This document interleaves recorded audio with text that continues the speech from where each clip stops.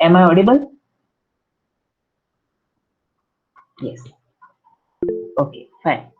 So, yesterday I forgot to tell you one thing, okay, that the textbook for this course are this, that Aho and Ullman, okay. This is a standard book, and few things are also there from Tremblay and Sorensen book. Okay, I'll upload the PDF version of these books on the lecture material folder. Okay, so yesterday we have seen this. I told you, let us briefly recapitulate what we have done. What is language processor? Okay, there is one word called migrators. Okay, so I actually, what is a migrator?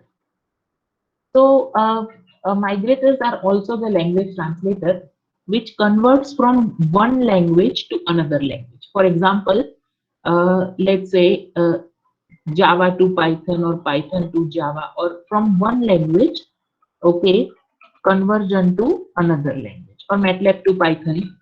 Okay, so that type of thing is also uh, a language translator, which is known as a migrator. Okay, so then you have also seen assembler, preprocessor, which expands the macro, right? Interpreter, which are a bit slower. Okay, then hybrid compiler, that is compiler and interpreter in Java. Both technologies are used. Okay, interpreters are good at error diagnostic, that we have seen, and then compilers. Okay, okay. One more thing I want to tell you uh, is uh, what is this all story about is this domain. What is the need of language processing?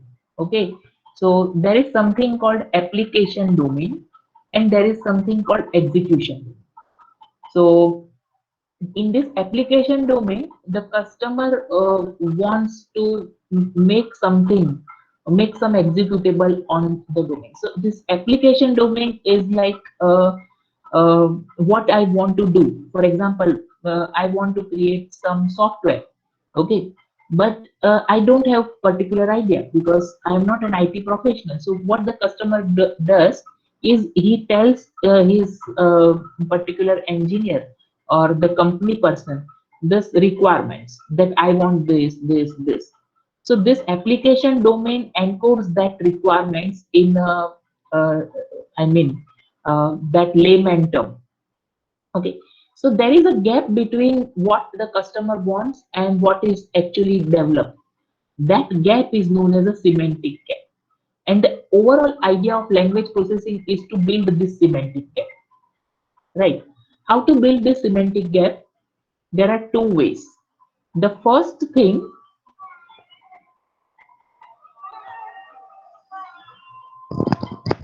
hello, sir, એક લેક્ચરમાં છું, તમે કલાક પછી phone કરું. Okay, હા હા હા સાચી.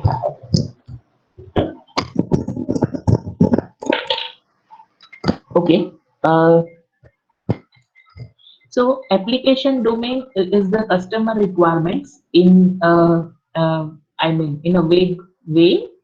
So that has to be encoded to programming language domain by means of software engineering practices.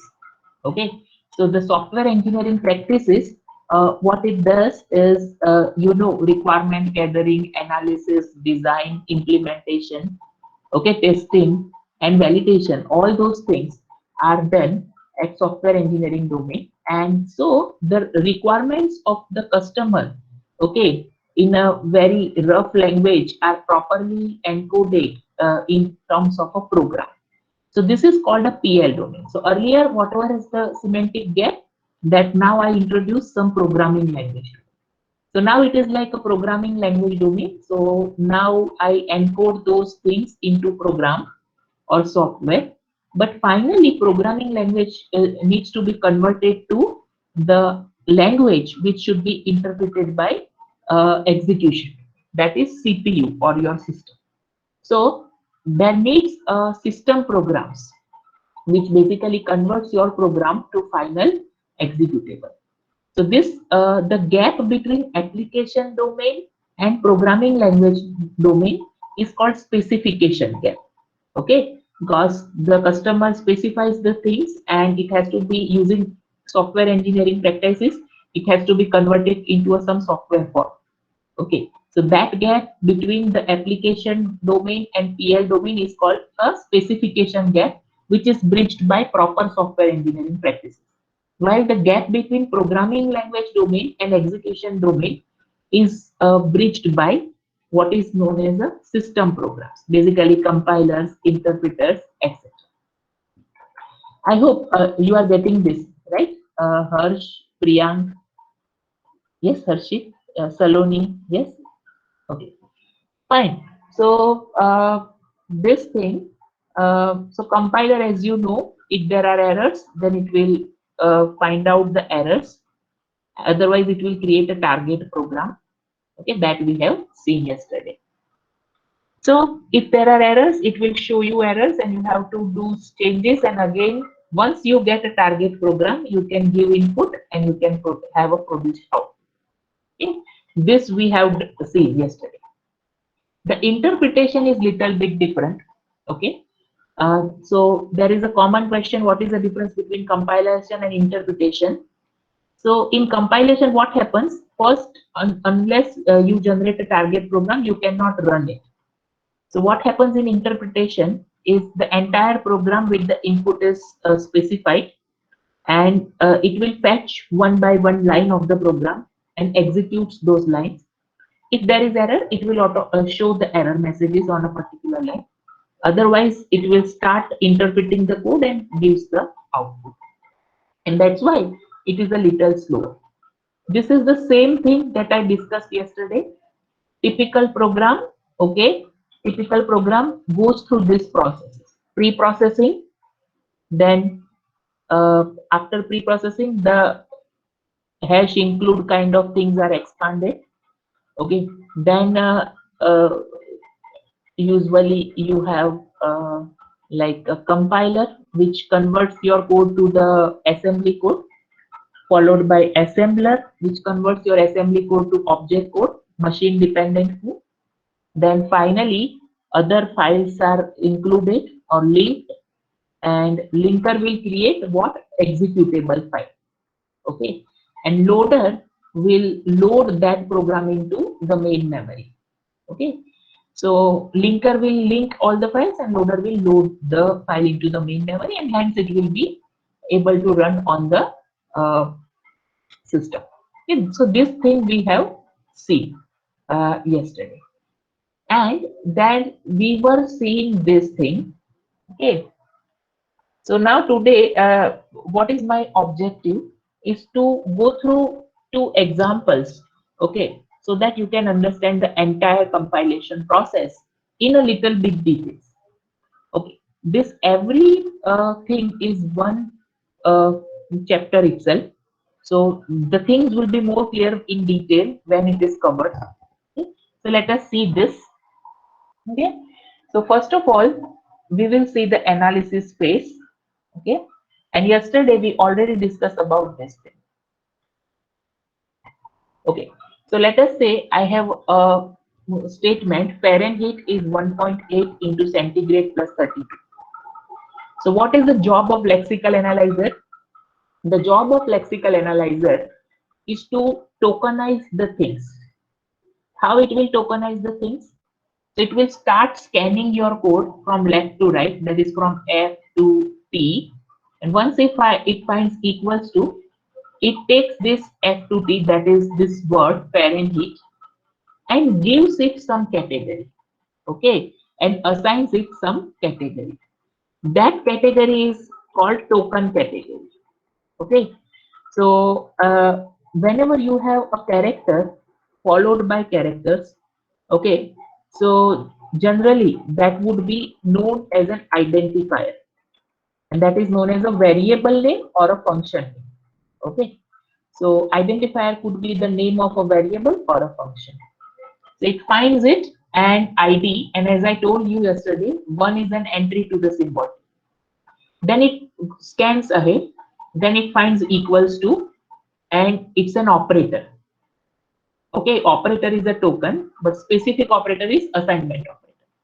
Then centigrade is also one thing before star, so it has to go up till star. And once it detects star, it finds that centigrade, this word makes an identifier. Okay, then multiplication. Then 1.8. Then once it detects plus, this 1.8 is what? It's a constant, floating constant. So that's why F constant. Addition and 32, it's an integer constant. So this way, it is going to identify the tokens. What do you think? Yesterday I told you uh, which thing is suitable to recognize these things. You have to scan the code and you have to create tokens out of it. Which concept is, I mean, using which you can implement this kind of thing? If you are given some code, you have to create tokens out of it. Okay, what is your logic? How will you create tokens? Yes, very correct. So every token can be represented by something called as a regular expression. Okay, and that regular expression, you are very much aware in TOEFL subject that for every regular expression there could be a DFA, deterministic finite automata, and that deterministic finite automata can be implemented. Okay, so for example, can you tell me? So if I write digit, digit means 0 to 9. Digit means like anything from 0 to 9. Okay, so can you create a regular expression for number, integer number? What is a regular expression for integer number? So digit means anything from 0 to 9, 0 to 9 plus, very correct. Okay, so if I say my alphabet or letter is A to Z, okay, and so this is the way how you write in Lex programming language. Later than square brackets A dash Z. That means the entire range from A to Z. Similarly, digit, the entire range from 0 to 9, like this. It's a set of things. So you define digit and letter like this. Can you define what is an identifier from this? How will you write a regular expression for identifier? So the rule is initially it should be a letter or underscore. Okay, yes.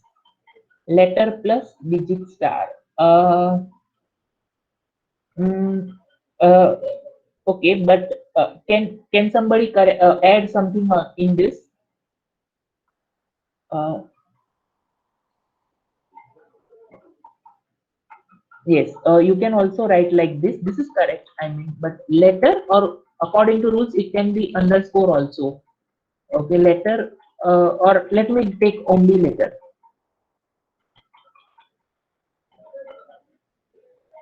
Yes, Vishal is saying first is any letter from A to Z or underscore and followed by either letter or digit or underscore the star of it. Okay, okay, that is also correct. That is also correct. Okay, and Rahul is saying letter followed by any zero or more times letter or digit. That is also correct. Yes, so these things are correct. More specifically, underscores should also be. So Vishal's answer is more accurate.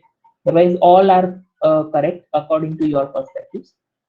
So, but I hope that if you implement this regular expression in form of a code, that means you can do the scanning and you can create this type of tokens. Um, yes, am I correct or not? Harshit, Saloni, Jack, Vishal. Yes. Okay. So, fine. So after this lexical analysis, so this is a job of lexical analysis. As I mentioned, Lexical analysis can be implemented by deterministic finite automata, because you can convert everything into regular expression, and regular expression can be converted to automata, and you can implement this automata. Okay, this is one question. Why lexical analysis and syntax analysis are different? Why not together?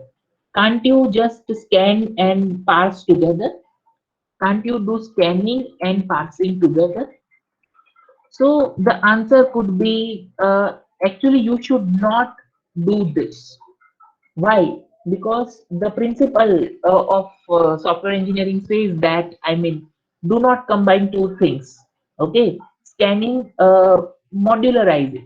The scanning should have a responsibility of scanning only, and parsing should have a responsibility of the parsing only. That is syntax checking only. Don't mix these two. So one reason is the simplification of the design for software engineering design.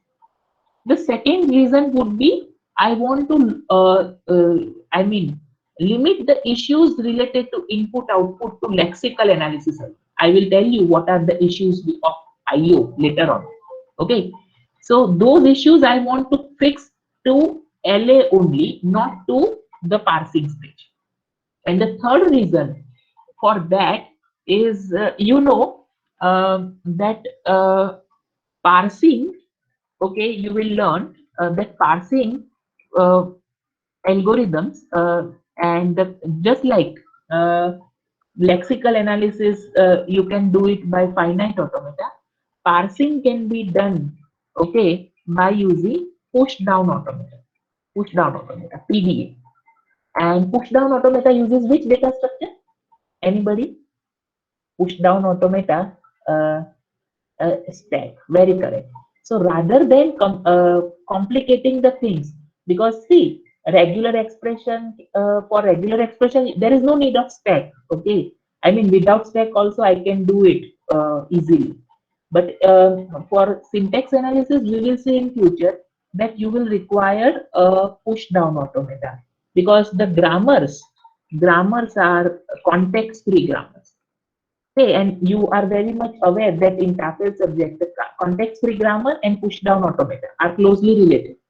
So that means for parsing, you need to have push-down automata, okay, which uses a stack.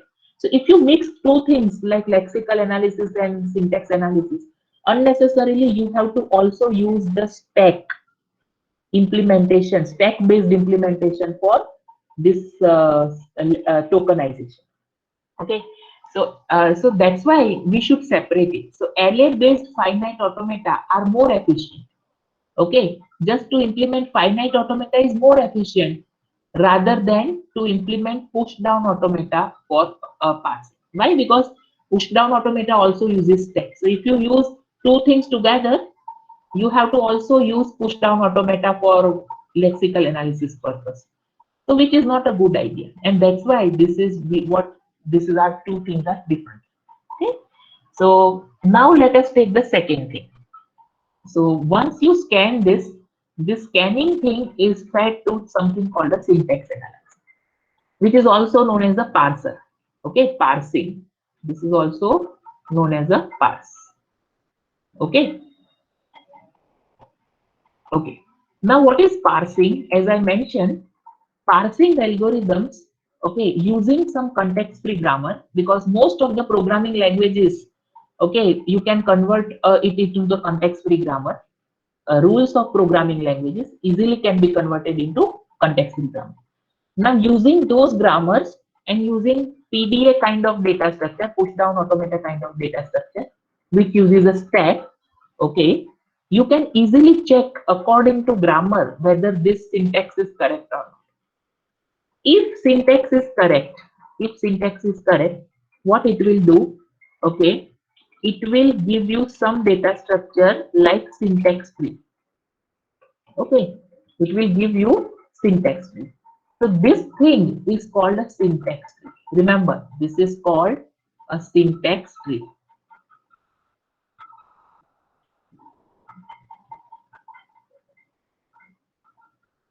What is the beauty of syntax tree? You can see every internal node is an operator. You can see this is a star, this is a plus, this is equals to.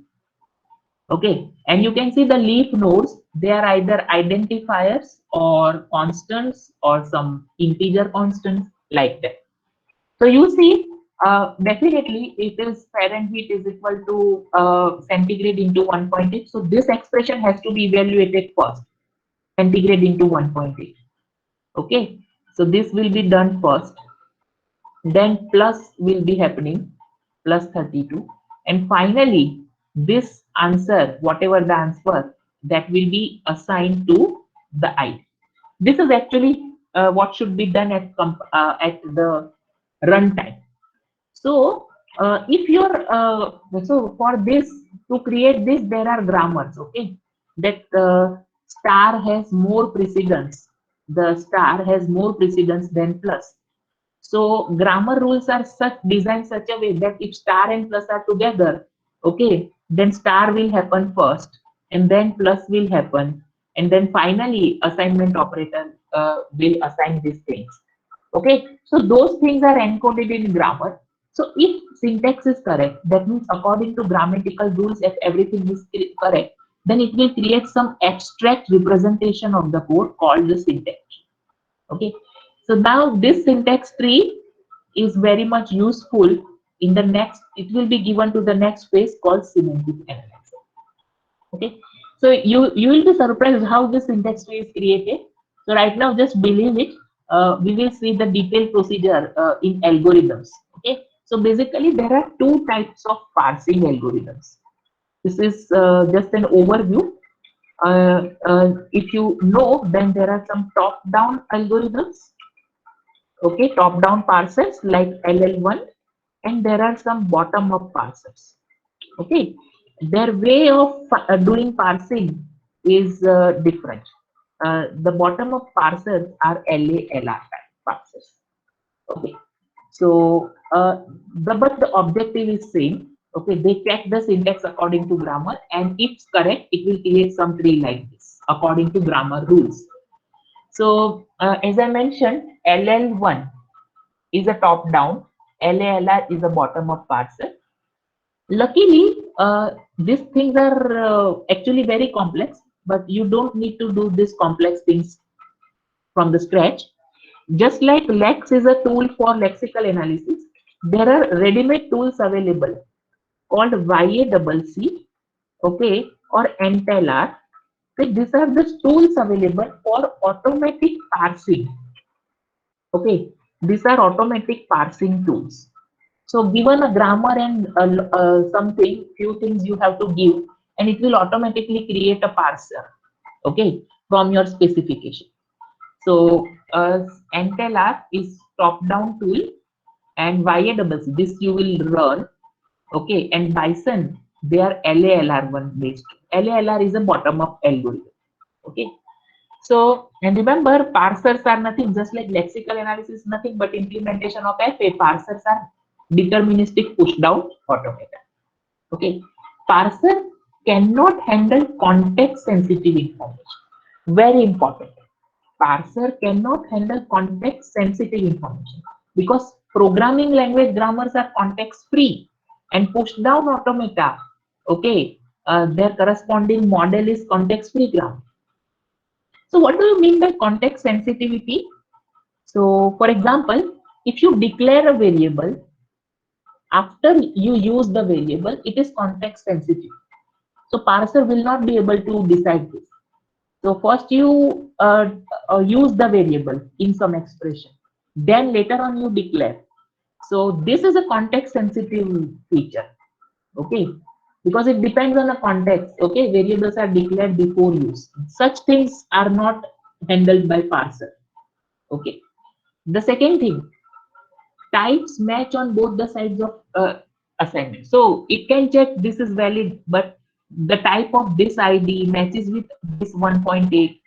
The type of this answer matches with this 32, etc. things. The type checking of variables. It just checks the syntax. It does not check the types. Okay, whether they are correct according to type, they can be added or multiplied or not. Those things doesn't come under its context. Okay, So those things it cannot. Another context sensitivity idea is parameter types and number of parameters, whether they match in declaration and in use. So whenever you declare a function, you must have written parameters. Okay, so whether those things, okay, the how you written, the first is integer, second is characters, pointer, and etc. Okay, so whenever you declare and whenever you call actually a function, do they agree or not? Okay, these things, their data types agree or not. Basically, data type related issues and context sensitive issues. This is not a job of parser. This is a job of the next phase, and that is the job of what is called as a semantic analysis. Are you getting what I am trying to say? Yes. Um, yes. Okay. Okay. I hope everybody is getting right. I can see 97% here, right? So if you don't get, then please you can interrupt me. Okay. Okay. Fine. So these things are the issues of the next thing. So remember, this syntax tree is created if the things went well. Syntax tree is created that is going to be given to the semantic analysis. Now, major responsibility of semantic analysis is, remember this, its responsibility is a type checking, type conversion. I also mentioned in brief yesterday, type checking and type conversion. Okay, integer to float and various things we need to do while doing expressions. Okay, internally it has to be done. For example, if this id is integer, okay, and this is, this is a float, then this answer should be float. And I mean, that has to be done in some way by converting this integer to float. Okay, so you can see here the answer of multiplication is a float, because id2 into 1.8, okay, that will be a float. Now 32 is an integer. So before add, so this 2 cannot be, I mean, this is a float and this is integer. So without uppercasting this 32 to float, you cannot perform addition. So what semantic analysis does, it finds such things that this is a float, this is integer. So let us convert this integer to float. So that will become 32.0. Okay, 32.0. And then finally these things are added. And once they are added, it will create a float and it will assign that float answer to this variable id1. Okay, so this integer to float is implicitly done by semantic analyzer. So it checks the type. First of all, it has to do the checking, and if it is not compatible, it has to produce error. If it is compatible, then it has to perform operation.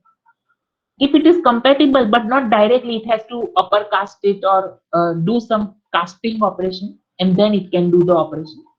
So this thing comes under the semantic analysis. The semantic consistency that cannot be handled at the parsing stage is handled here. Okay, type checking is very important. Okay, remember what comes under semantic analysis. So suppose you declare a function, there are three parameters. So whether the data type in declaration and while you use, they match or not, or they are in correct order or not. Remember these applications. In the last session, I will cover how to do this by the help of compiler. Okay, which phase of compiler is related with checking whether function parameter passing matches with the declaration or not. So it is semantic analysis. Okay, type checking, type casting, parameter validation, array dimension validation, etc. Okay, so, and I will tell you later on, then there is a concept of attribute grammars. Okay, and static part of programming languages can be specified using attribute grammars. So let us not discuss it here, afterwards. Okay, so this was the output of semantic analysis. And now, very important thing, IC, intermediate code. Okay, this is an end of analysis phase. Lexical does tokenization, syntax creates a tree, and then semantic does type checking related issues. Finally, it creates an intermediate code. How this intermediate code is useful? So it is very useful. Let me give you the motivation why is it useful. Okay. So you see, let me, okay. You can see this, the advantage of intermediate code and analysis synthesis model. Okay. So let us say you have Python language as a source program language. Okay. And let us consider many languages, assembly languages as a target language. So 8086, 8085, 80386, there's so many, right? Okay. So remember, there is a one language called Python language, and I want to convert it to 8086, okay, 80386, and let's say some other language also, some other language, let's say L. Okay. So to convert this Python to these three languages, how many converters you need? How many converters you need? Will it be one for all or different for all? Yes, are you getting my question? One language is Python, different. So how many exactly? Yes, I specified three, na? It's a three, exactly three. Very correct. Okay. So that means if you have uh, many targets, that many assemblers you need to develop. Is this easy? Is this thing easy to convert language to 8086 or 80386 for any program? It should work. Is it easy or very tough? It is actually tough. Even to make one converter, even to make one converter is really tough. But actually, you need to, if you allow this way, you have to make so many converters. Okay, so if you have n targets, okay, for n targets for Python, you have to make n converters. Remember earlier I told converters mean compilers or assembler. Earlier I told even to make one compiler is very difficult. Okay, so n compilers, it's a very difficult task. And now this is not the case with just a Python. You don't have just a Python as a programming language. Okay, you may be having, okay, m different programming languages. So now you consider m programming languages and n targets. So how many converters you need to make? How many converters you need to make? M into N. Yes, very correct. Everybody is getting this? What I'm trying to say? Yes. So remember, just one thing is very difficult. Just to make one converter is a very complex process of software engineering, right? So this is very hard. M into N development. Too tough. Okay. So what we have to do? There is a way to reduce this complexity that is called IC. How we will do this? So what we will do? So rather than doing different, so what we will do, every source language, M languages, are converted to some fixed intermediate language. And now from that fixed intermediate language, I will produce target language. So now I will require how many converters from every language to this intermediate language. So there are M programming languages which needs to map with one common intermediate representation. So M into 1, those many converters are required from source to intermediate.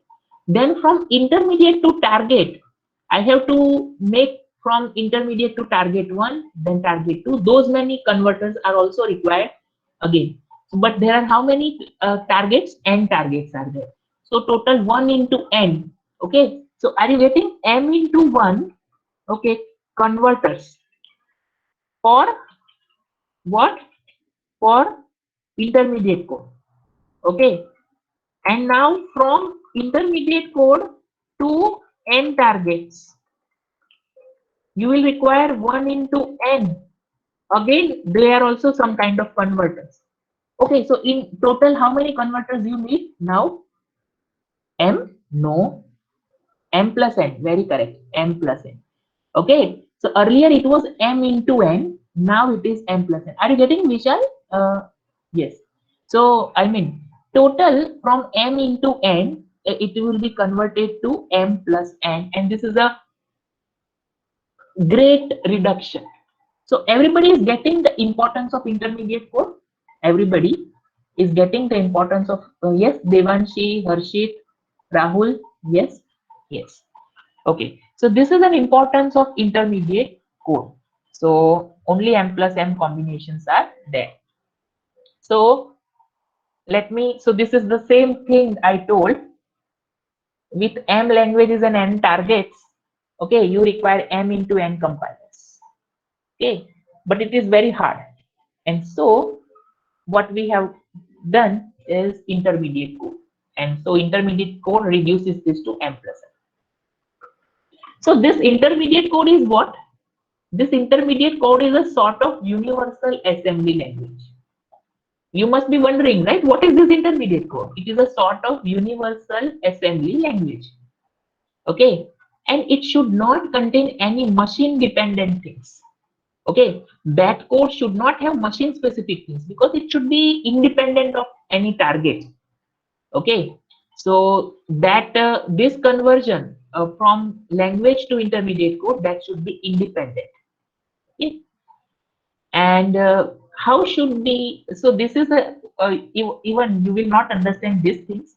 I want to tell you that there are various type of intermediate codes that we will study, like syntax tree, just we have seen, that is also intermediate code. Then called tree address code, this thing you will study. Then called triples, quadruples, okay, quadruples. These are various ways to represent the code, okay, in machine independent manner. Then there are also some graph like PDG, program dependence graph, SSA, okay, that is a static single assignment.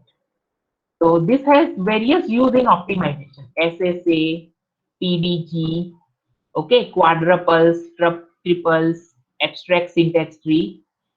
Okay, these codes are very much useful in optimization.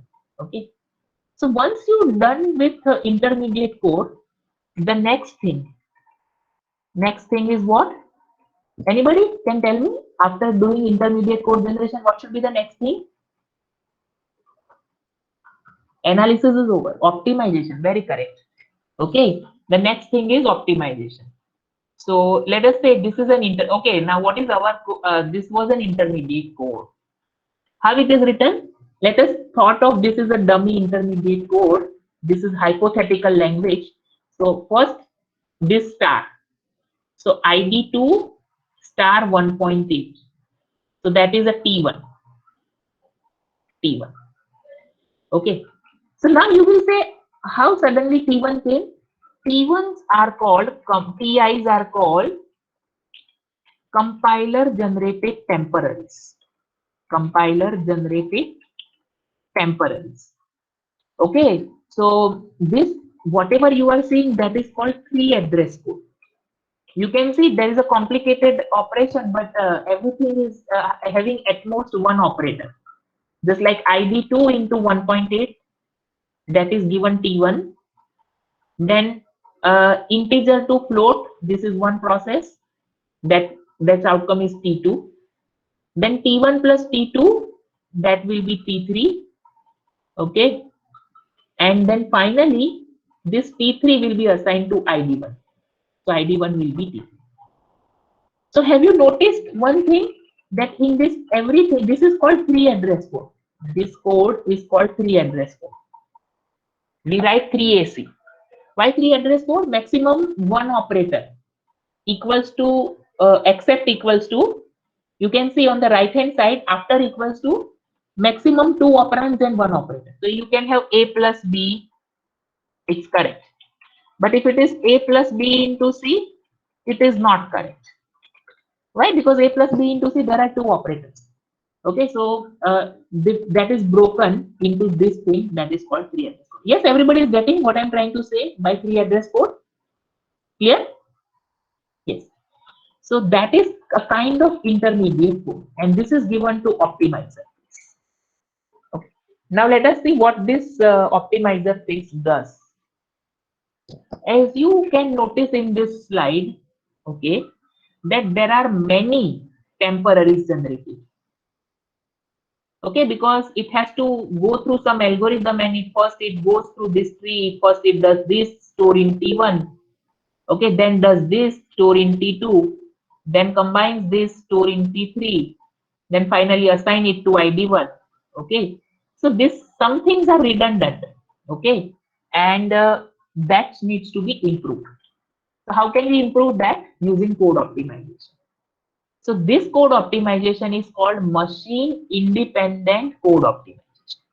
Okay, this code is machine independent code. Although it is intermediate code, but it is machine independent. So remember one thing, intermediate, okay, there is one question. Second statement is also three address code. Yes, Rishil, it is also three address code. So if it is just like A is equal to B, that is also kind of three address code. And you can consider like integer to float is like a function which operates on only one, operates on a particular argument and produces one output. So that is also viewed as a three address code. We will see how to write a three address code and what are the rules and that. But right now it is clear or not? What I'm trying to say, Rishi? Right? So maximum one operator is there, but A is equal to B is also kind of clear. Okay. So code optimization, what it does is, you can see some algorithms are there in code optimization. So this is as it is, T1 is equal to ID2 into 1.8. But you can see optimization find no need to use this many instructions. Rather than saving this into temporary, I can use this result. What is the integer to float result? 32.0. So this is a float value. I can directly use this float value over here in place of this T2, and I add it to T1. And rather than storing in T3 and then finally T3 to ID1, let me just write these two things in a compact form. Let ID1 is equal to T1 plus 30. So these are two the same things. These two things are actually equivalent. They are not different things. Okay. So what is the role of code optimizer? It has to convert the given input into an output such that either the space is less or it will be more efficient. The code which is going to run on target machine will be more efficient. Efficient in terms of memory, efficient in terms of speed, okay, efficient in terms of energy. Okay, these are the two, three parameters. Either speed should be more, energy should be, utilization should be less, or memory requirement should be less. Okay, so optimization algorithms are designed in such a way that it converts the given input to the output such that any of these three is improved. Okay, so remember this is a topic that NJB madam will cover. Okay, in the first sessional, machine independent code optimization. Machine independent code optimization. So you have to assume that you have some three address code kind of thing, or some intermediate code kind of thing, and you will learn various algorithms to uh, optimize those things. Various algorithms are there. For example, common expression elimination. Okay, then elimination is there. Then there is an algorithm called strength reduction. Okay, what is the strength reduction? So, for example, if you have something like uh, some costly operator, if you replace it by, let's say I have C is equal to A into 8, A into 8, and I can shift it like if you left shift the A by 2 times, okay, 3 times, then it is same as the multiplication with 8. Am I saying true or not? Multiply A with 8 and shifting left A by 3 times, will it produce equal output or not? Yes, yes. Then what is the benefit? If you replace multiplication by left shift, what is the benefit? The benefit is whenever it is going to run, it will take a lot less amount of time, less CPU cycles it will take, and it will become more efficient. Are you getting what I'm trying to say? This is an example of strength reduction. Okay. Sometimes the loops are there, and inside there are dead cores. Okay. So remember, code optimization removes inefficiencies. There are intermediate code can generate lots of variables, constants, repeated values. Okay. Repeated evaluations it can generate. So code optimization removes such inefficiency and improves the code. Okay. It can be time, space, or energy. Energy means power consumption. Okay. For example, one thing could be it may also change the structure, sometimes beyond recognition. So you must have heard about inline functions, unrolling of loop, etc. Have you heard about this or not? Inline function, everybody is aware? Yes. So yes, others aware or not? Yes. In which language this is the concept inline function? You study C++. Very correct. So this is the way to make the things faster. It's not a very big code. I mean, you can replace that function by inline, and which will be more efficient. Okay. Sometimes remember, code optimization removes this, changes the structure beyond recognition also. Okay. And remember, you have to remember one line that code optimization are based on heuristics, some educated guesses. Percentage of improvement depends on programs. So it is, there is no specific rule that if you follow this algorithm there will be 25% improvement. There is nothing like that. Lot of things depend on the original input program given. Okay, so that's why there is a comment I have written, maybe zero also. Because sometimes improvement is zero even if you apply optimization. Sometimes there is no improvement. Okay, not significant improvement. Okay, then what is the purpose? It will not always the case. Okay, on an average, okay, there is an improvement, and that's why most of the compilers nowadays uses this type of optimization case. Okay, so these things are you have to understand. So these things you will study in the first sectional: common expression elimination, copy propagation, loop invariant code motion, induction variable for strength reduction. These are various algorithms. You will also understand what is data flow analysis, how the data is flowed across the, information is, how you can collect the information by flow of data. That also you can. So this is the optimized code, and now final step is a code generation. Code generation. What is a code generation? Now everything up till now was machine independent, but you cannot go up to machine independent fix, because you have to run the code on the machine. So now you have to be machine dependent. Okay, so now you have to generate a target code, and target code definitely depends on operating system, CPU, the characteristic of your processor architecture, etc. So now it is a turn to generate the code. Okay, and so CPU related code, the code which CPU can understand, that will be done. For example, you can see here. First of all, these are some instruction assume. So this is like your assembly language 8086, LDM, load float, ID2, first I load in R2 register. So see, registers come into picture because it is machine dependent. Machine dependent.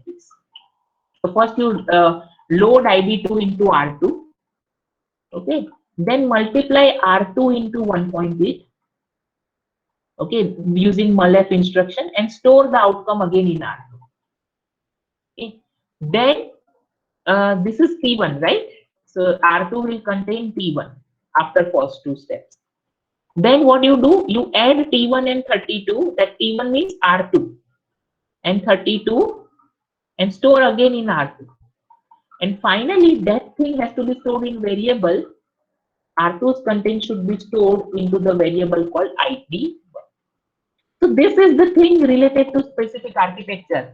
This is a hypothetical code, or I mean, some assumed language. But I hope you can understand this code. Yes, everybody can understand this code or not? Yes. What is the difference between earlier code and this code? This includes registers, which are dependent on machine. So register and everything is CPU dependent, processor dependent, architecture dependent. Okay. So remember, code generator is important phase. What is the duty? Converts the intermediate code to machine code. Intermediate means optimized intermediate. Okay. Then what it has to do? It has to create many machine level instructions. It has to allocate register optimally. Also handle the aspects of computer architecture that you have studied, like pipelining, cache, multiple function units. And remember, you notice this line, generating efficient code is NP-complete problem. Okay, so it is very hard to generate efficient code. Okay, although there are some heuristics and strategies, generally tree-based matching is very efficient. Okay, and tree-based intermediate codes are very good. Okay, but in overall, it is very hard thing to generate the optimal code. Okay, storage related issues like how many registers you will assign, allocate. Okay, those things are also very hard to solve because you have to estimate from a given program that how many registers would be sufficient and how much space you need to allocate. Okay, then you have to resolve the dependency so that it can run faster on the pipeline based networks and so on. Right. So these things come under code generation. And finally, which optimization will happen? Optionally, these optimizations are optional, but final phase, anybody, any idea? Target code is generated now. So now you have target code. So there are still optimization called machine dependent optimization. Yes. Okay. What are machine dependent optimizations? So you can see this is a word, peephole optimizations. So they are kind of machine dependent optimization. So peephole means a window. Okay, so you see a sequence of instruction in a small window and replace those instructions with efficient sequence. Okay. Then this is a peephole optimization. Then redundant instruction elimination. For example, R1 is loaded into A and A is stored into R1. Okay. So is there any need of second instruction? First instruction loads R1 value to A. Now A's value is again loaded to R1. There is no need of second instruction. You can replace it by LD AR1. Okay. So two instructions can be replaced by one instruction. So there can be some improvement for jump instruction. Okay. Okay. Rather than doing load and addition, you can do increment. Okay. In 8086, I think also there is an instruction called INC. Am I correct or not? Increment instructions are there. So rather than loading the data into register and then adding one into it, increment can also be done by load and then add one. So rather than doing this load and add one, what you can do is directly use increment instructions. Okay. So software pipelining ideas can also be worked as machine dependent optimization for improvement in running time. There is something called trace scheduling, which works on basic blocks. You will understand what is basic block. Okay, that will increase parallelism because now instruction reordering, rescheduling, everything you studied in computer architecture, computer system architecture. Okay, like instruction reordering, rescheduling, cache optimization, pipelining, all issues that can be handled in machine dependent optimizations, although it is an optional piece. Okay. Okay. So this was the entire architecture of compiler phases. Everybody is clear with this entire architecture? Yes. Yes. Okay. So I briefly revise analysis and synthesis. Analysis, syntax, semantic, sorry, lexical analysis, syntax analysis, semantic analysis. Then intermediate code, then code generation, after optimization code generation, and then machine dependent code generation. But I want to tell you one thing. Okay, there is a one phase which is, I mean, sorry. Uh, yes. So this is the diagram that you can find from the book. You can see there are two things: symbol table organization and error handling. This is associated with every phase of compiler. Remember, there is a age from every phase to symbol table and error handling. Why? Because symbol table has to do with every phase. Like lexical analysis can find the variable and insert into the symbol table. Semantic analysis finds the data type and put it in the symbol table. Okay, code generator will find the address. Whenever you do code generation, it will also create an address. Okay, so instruction address will be created. So that address will be assigned in this symbol table. Okay, so symbol table has various things like data type. Data type will be inserted by semantic analysis phase. Variables will be inserted by lexical phase. Addresses will be inserted by code generation phase. And remember, errors can happen in any phase. Errors can happen in any phase. Okay, just 2-3 minutes. Okay, just wait for 2-3 minutes. Error can happen in any phase. So there is error detection and then error handlers. Okay, this things is also very crucial in compiler. Okay, lexical errors, syntax errors, semantic errors. There are so many types of errors. Those need to be handled. So in exam, if you are asked that what are the two phases which are associated with every phase, you have to write symbol table phase and error handling phase. Okay, so this is the overall structure. Let me give you one more example which is given in this.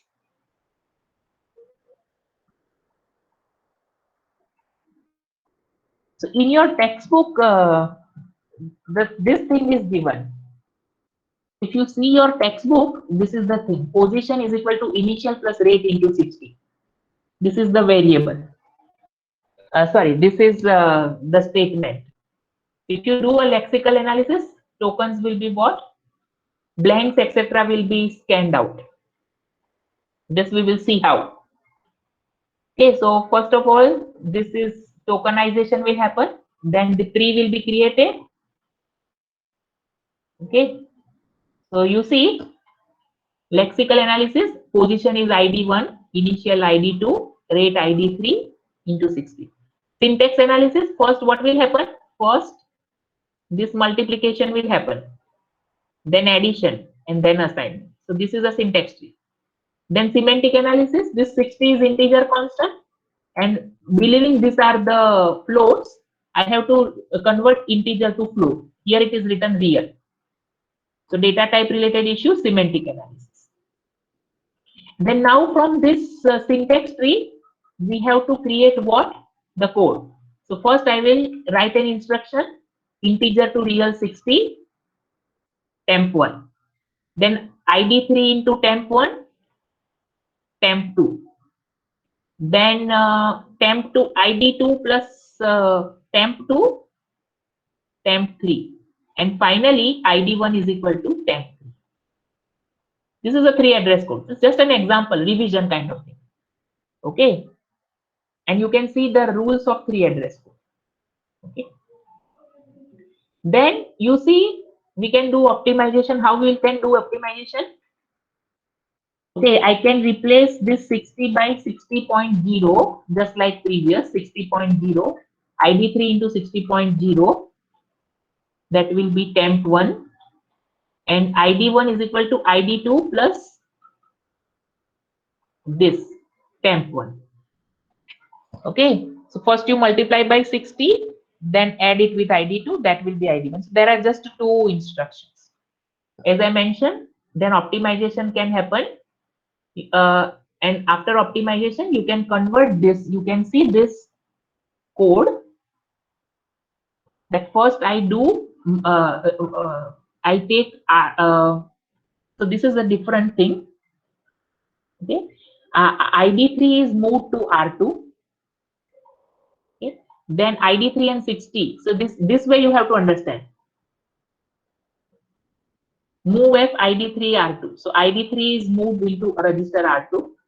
Then 60 constant is multiplied with R2 and stored in R2. This is R2, so R2 is in R2, it is stored. Then that thing is, then ID2 is moved in R1. Okay. Then R1 and R2 are added. So R1 contains an answer. R1 contains an answer of addition. And R1 is stored in ID. So basically this thing. Okay. So you can use any convention, it doesn't matter. In exam, whenever, so this type of question are asked. You are given a statement and you have to create everything, and you have to create a target code. Yes, everybody is clear with this, correct? Yes. Okay, fine. So thank you so much. With this, I end this. And from the next lecture onwards, we will start with a lexical analysis. We will start with lexical analysis phase of compiler and its issues. Thank you so much. With this, I end.